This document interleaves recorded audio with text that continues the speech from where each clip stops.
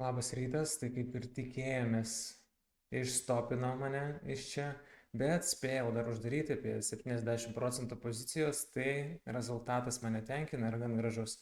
Tačiau bendrai buvo tikėtasi, kad šitas range'as lūš ir jo mane išstopins realiai ant entry. Tačiau naktį spėjom įlipti į kitą tradą ir faktas turėjom mega gražią korekciją. Žiauriai gražią. Nagi, užkrauk. Žodžiu, nenoriu iškrauti tiek to, bet turėjom SFP labai gražų ir gražią korekciją iki 90 500. Pačio to didžiausio judesio nespėjau pagauti, spėjau jau kai pradėjo formuotis range'as įlipti.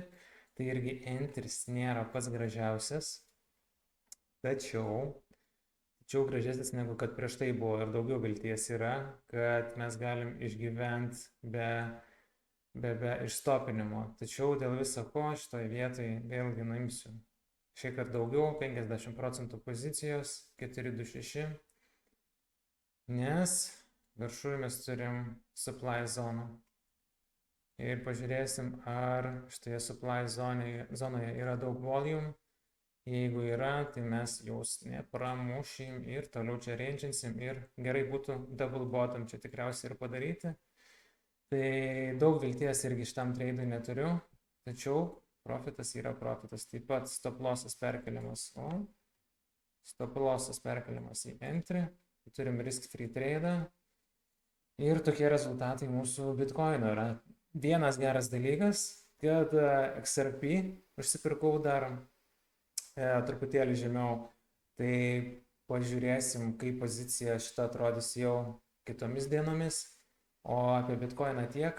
Šiaip vėl norėčiau pakalbėti apie Telegramą, kad belie kiek žmonių prie mūsų vakarą prisijungia ir daug narių naujų turim, tai jeigu tik norit išmokti tradinti, norit gauti daug naudingos nemokamos informacijos, tai prisidėkit prie mūsų, dar plus turim gerą giveaway, tai subėkit pas mus, tai yra nemokama. Tai va. Ir apžvelgsim kitas naujienas arba šiandien vakare, arba jau rytoj.